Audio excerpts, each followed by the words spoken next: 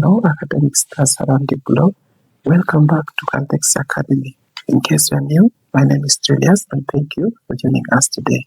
On our board, we have this question that says, find the area of the shaded region from the geometry below. So go ahead and interpret this question for yourself and see how you can tackle it. And just pause the video to do that in 5 seconds.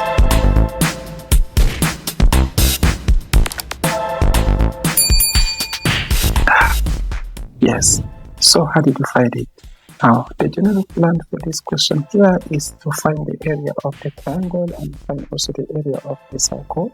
We subtract away the area of the circle from the area of the triangle and we are done. But there is one small challenge here. We don't know the height, as the area of the triangle is given by a half base height. Then we first need to calculate this height.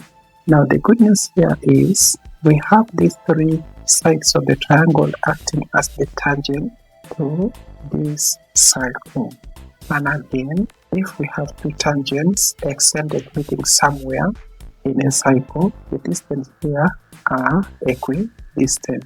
Equidistant, that means they are the same, they are equal.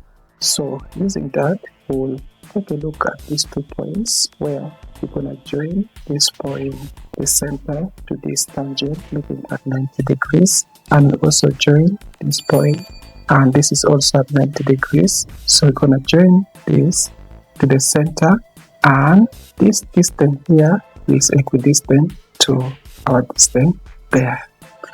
Now, since the radius is 4 centimeters, then from this point up to here is gonna be 4 centimeters, and the remaining distance from this tangent to where it touches the circle is gonna be h minus 4 centimeters.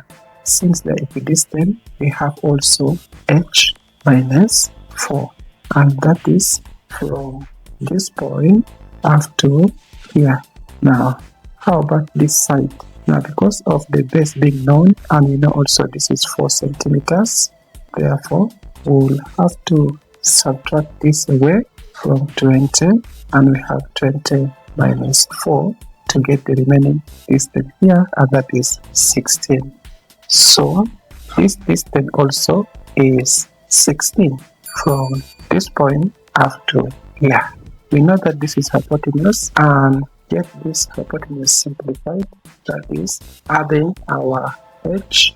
Okay, let's say hypotenuse h minus 4 plus 16.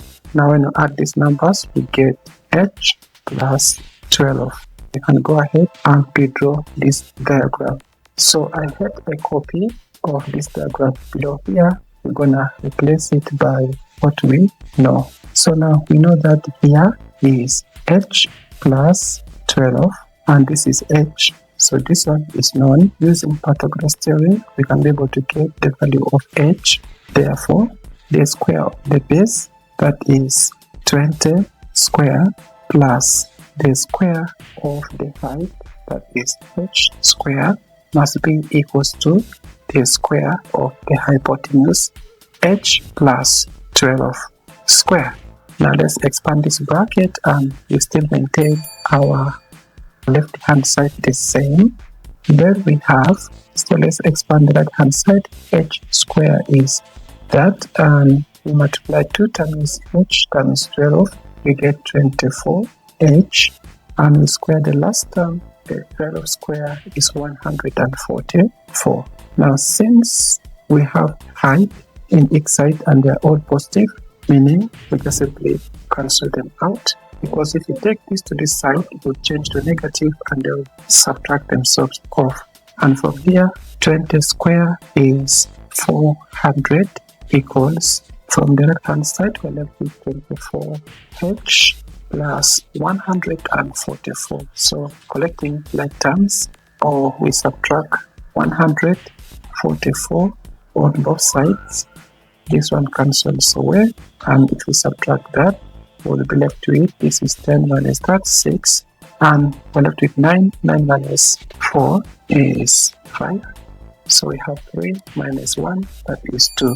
And this is equivalent to 24h. So we can get the value for h by dividing both sides by 24. So let me rearrange, and I have 256 by 24. Also here 24, and now the 24 here cancels down to 1. 1 times h is h. Now we can get our calc and divide 256 by 24, 32 over 3. So let's put it in that form, and just we have 32 over 3. So that is the height in centimeter. Then we can now move on to get the area of the shaded region. So if that is the area of the shaded region A, then we have the area of the triangle I have times base times height, and subtract away the area of the circle, that is pi r square. So let's make substitution, and we have 1/2 times the base is 20 centimeter times the height 32 over 3, and we subtract away pi times r, and radius is 4. So we say 4 times 4. And here let us go on working out this one before subtracting. So we can reduce by 2, 1, 20 by 2 is 10. Now when you multiply this 10 by 32, we get 320 over 3. So we subtract away.